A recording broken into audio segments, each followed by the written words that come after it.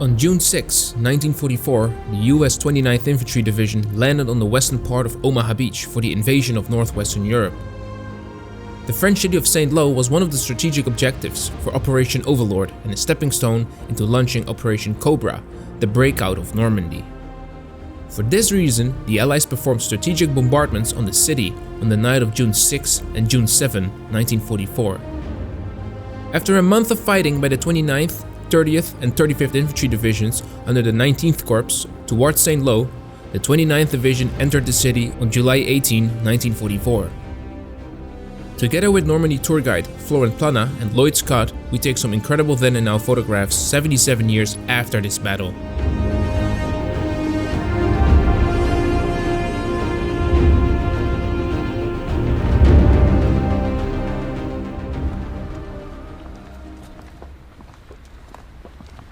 You can see a lot of destruction on that part of the mausoleum. Look at that. Massive piece of shrapnel, probably. You see cut in half, the cross on the top.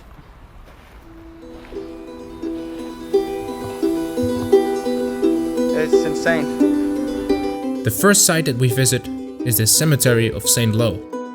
During the Battle of St. Lo on July 18, 1944, Major Glover S. Johns, commander of the 1st Battalion of the 115th Regiment of the 29th Infantry Division, set up his command post on the cemetery.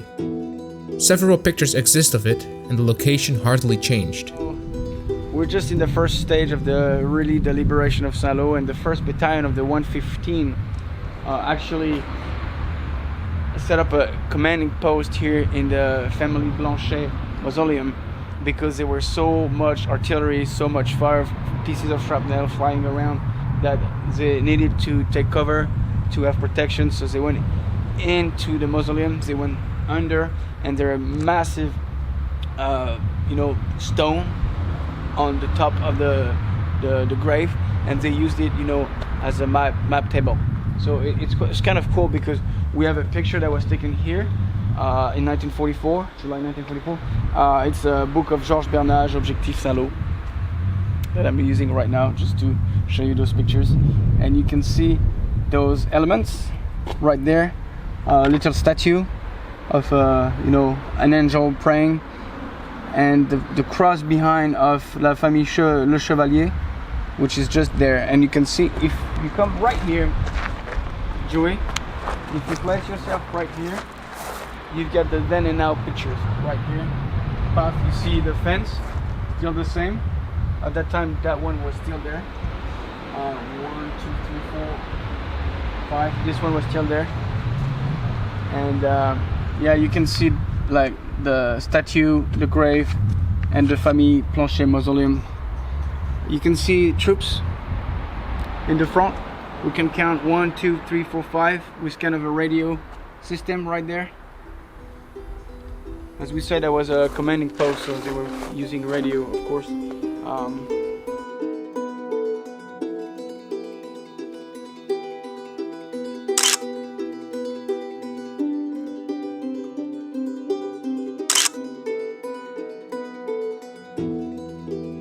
These locations are also part of our battlefield tours at Footsteps Battlefield Tours, in which all of the people who made an appearance in our videos are serving as tour guides. Make sure to look at footstepsbattlefieldtours.com for more information.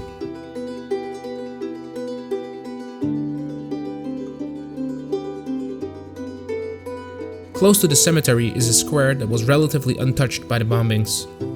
The square was the objective for Task Force C, which was made up of 600 troops of reconnaissance, tank destroyer, and engineer elements. The task force was ordered to get infantry support from the nearest available infantry unit just prior to the entrance into the city. The square near the cemetery would be used as a base of operations for within the town. Major Thomas D. Howie was the commander of the 3rd Battalion of the 116th Regiment of the 29th Division. He was killed in action by mortar fire just outside of St. Lo. And when Task Force C entered the town, Major Howie's body accompanied the spearhead, carried in an ambulance and then on a jeep. It was placed before the ruined cathedral, in a gesture of comradeship and respect to an officer who symbolized the Americans' effort and their losses in the bitter struggle for St. Lo. Yeah, so this church was pretty much destroyed, you know, in 1944, in July 44. And Major Owie, who was part of the 116 Infantry Regiment, as we know him, the Major of Saint-Lô, was actually killed by a piece of shrapnel, artillery shell, on July 17, 1944. And they brought him actually right here on that church. You can see on the picture a lot of gravel where they're the main entrance today, and you can see the body of Major Owie with an American flag on it. And it says that all the people that went into Saint-Lô, the American troop of the 29 Division, saluted him. You know, it's kind of a little bit of, not a myth, but I'm sure that the one that actually went through that area probably were very moved to see the body of Major Owie, and I'm pretty sure that some of them probably salute him. But so there are several pictures that were taken here where Major Owie remains were laying, and one picture was actually taken in this approximate area. You can recognize the windows on the top. You can definitely see the windows as well at the bottom, and the middle of the church is completely destroyed. And a picture was taken from actually probably this angle.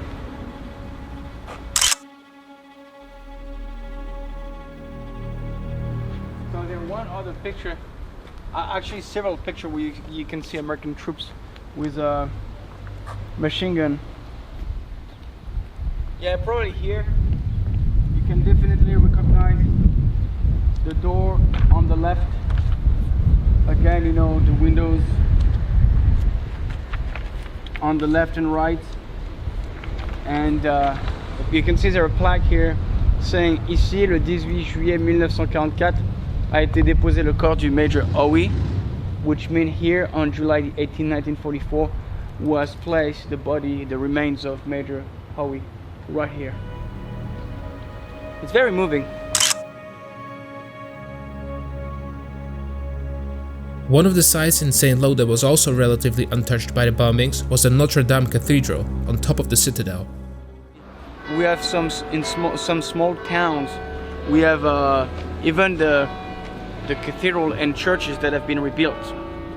It's most of the time ugly construction from right after the war, but I presume the city of Saint-Lô tried its best to actually preserve what was left from the church. And still today you can see the scarf of the war. One of the two towers actually missing. I think that's really the city itself that wanted to preserve it, but other towns, the same destructions, it would just have. I don't know what you think about that, Lloyd. Yeah, a cathedral is something else. Yeah. It's not like they could easily rebuild a cathedral from scratch. No, you could maybe rebuild a small parish church quite easily, but I think it's actually more meaningful that they repaired it because you can still see the sections that were missing replaced with brick. Yeah. And it means a lot more. Yeah, it's a monument. Which is great with that building, is that we can still see the part that was here in 1944, and as you said, the part that has been rebuilt. Good. And that's an interesting part, is a shell. It's a shell that actually went through the stone and they left it there. I think it's a German 10.5 centimeter. They actually removed it, deactivated it, and then put it back. Yeah, they put some concrete. Like if you look at it, it's a reminder that the piece is very fragile, isn't it?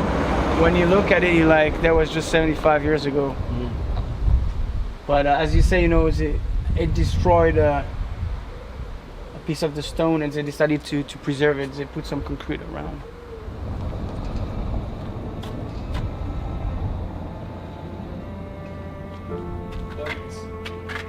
Size of my hand. Everywhere. That's very good that they managed to preserve a little bit of